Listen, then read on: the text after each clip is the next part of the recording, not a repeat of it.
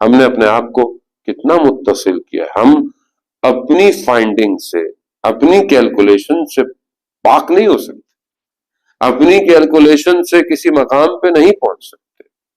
نہ ہی ہماری اپنی اسٹرگل اتنی ہے کہ ہم جو ہے وہ کسی وادی میں جو ہے وہ پینیٹریٹ کر جائیں. ہمیں اتصال کی ضرورت ہے، اپنے آپ کو کنیکٹ کرنے کی ضرورت. وہ تبھی ممکن ہے جب بہرحال ہم اپنے آپ کو پاک کر. اور پاک کیسے کریں گے آپ؟ یہ روزہ آپ کو ایک صلاحیت، ایک پاور دیتا ہے کہ جب آپ روزے میں اپنے آپ کو 8 گھنٹے 9 گھنٹے 10 گھنٹے رکھ سکتے ہیں، آپ آگے بھی رکھ سکتے ہیں. خوب اس کو آپ نے کنٹینیو کرنا ہے. آپ کی گفتگو، آپ کی نگاہیں، آپ کا لقمہ، وہ یہ چھوٹی چھوٹی چیزیں ہیں. بعض اوقات حلال چیزیں آپ کے سامنے ہوتی ہیں، جیسے آپ کے پاس یہاں پر دسترخوان میں ساری چیزیں ہوتی ہیں، گھر میں بھی ہوتی ہیں، لیکن کیا ہر نوالا کھایا جائے؟ ہر خواہش کی جائے کہ میں یہ بھی اٹھا لوں یہ بھی اٹھا لوں؟ نہیں. یہ خواہش بھی جو ہوتی ہے انسان کے اندر، جو ڈیزائر پیدا ہوتی ہے، یہ ڈیزائر بھی اس کے آرزوؤں کو لمبا کر دیتی ہے، لمبی لمبی خواہشات لے آتی ہے. وہ بہرحال آپ کو بیلنس، اب آپ کا جو انسان کو اپنے آپ کو تھوڑا سا لمٹ رکھنا چاہیے. اب ہر چیز میں چاہوں تو خرید سکتا ہوں، ہر چیز میں چاہوں تو دیکھ سکتا ہوں، ہر چیز چاہوں میں کھا سکتا ہوں. خوب ایسا نہیں ہونا چاہیے.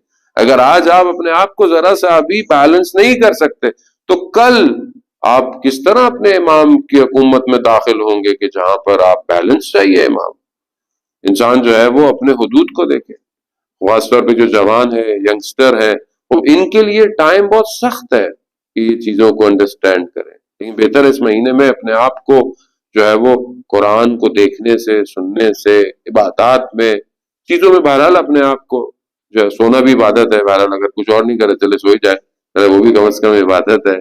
تو اگر وہ آپ کو وقت مل جائے، لیکن اصل ہدف آپ کا کنیکشن ہے.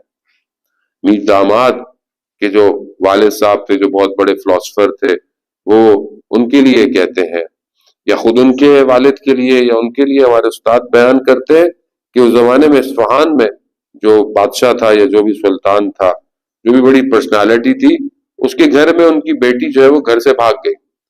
تو انہوں نے بہرحال اپنے لوگوں کو بھیجا، نہیں ملی بچی.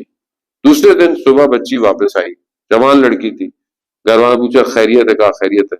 پھر بچی کو بلایا تو پوچھا کہ رات کو کہاں تھی؟ کہا بس ناراض ہو گئی تھی، لڑائی ہو گئی تھی تو میں نکل گئی، مجھے کوئی جگہ نہیں ملی، میں دیکھا بازار بند ہے تو رات کو میں نے دیکھا بازار میں ایک دروازہ کھلا ہوا ہے، روشنی آ رہی ہے تو میں وہاں اندر گئی تو وہاں ایک حجرے میں، ایک کمرے میں ایک طالب علم بیٹھا ہوا پڑھ رہا تھا. تو میں نے اس کو بولا کہ بھائی میں یہاں کے اس کی سلطان کی بیٹی ہوں. تو اس نے بولا میں کیا کر سکتا ہوں؟ کہا مجھے رات گزار لو. کہا گزار لو. تو کہا تم نے کھایا کیا رات کو؟ کہا اس کے پاس پیاز اور روٹی تھی. کہا وہی میں نے کہا. کہ اس نے کہا اس کے پاس اتنی تھی کہ ایک شخص کھا سکتا تھا. کہا پھر ساری رات اس نے کیا کیا؟ کہا میں تو سو رہی تھی. کہا کیا اس نے تمہاری طرف کچھ کیا، تمہیں دیکھا؟ کہا نہیں، اس نے کچھ بھی نہیں کیا، میں تو صبح واپس آ گئی. تو اس طالب علم کو اس نے بلایا اور اس سے پوچھا کہ کیا تم نے میری بیٹی کو دیکھا؟ کہاں جب پہلے داخل ہوئی تو میں نے دیکھا. کہا کیسی تھی؟ کہا میں نے کبھی اس طرح کبھی کسی کو دیکھا نہیں. تو کہا آخر کیا وجہ ہے کہ ساری رات وہ تمہارے حجرے میں رہی اور تم نے اس کی طرف دیکھا بھی نہیں؟ تو اس نے کہا کہ جب شیطان مجھے وسوسہ کرتا تھا، کیونکہ اس زمانے میں قندیل ایک شمع جو آئل سے جلا کرتی ہوتی تھی، وہ چراغ ہوتا تھا. تو جب بھی مجھے شیطان کہتا تھا دیکھو، تو میں اپنی انگلی کو اس پر رکھ دیتا تھا اور یہ کہہ کر کہ جہنم کی آگ دنیا کی آگ سے زیادہ خطرناک ہے. اور یہ کرتے کرتے پھر وہ اپنا ہاتھ باہر نکالتا ہے تو اس کا پورا ہاتھ جلا ہوا ہوتا ہے. کہتا ہے اس طرح صبح ہو گئی اور جو ہے وہ میں اپنے آپ کو بچا لیا. تو یعنی صرف عفت پاک دامنی خواتین کے لیے نہیں ہے، مردوں کے لیے بھی ہے کہ کوئی نہیں دیکھ رہا. علم یعلم بان اللہ یرا، اگر خدا تو دیکھ رہا ہے آپ کو. آپ اپنی نگاہوں کو لوگوں سے چھپا سکتے ہیں، خدا سے تو نہیں چھپا سکتے.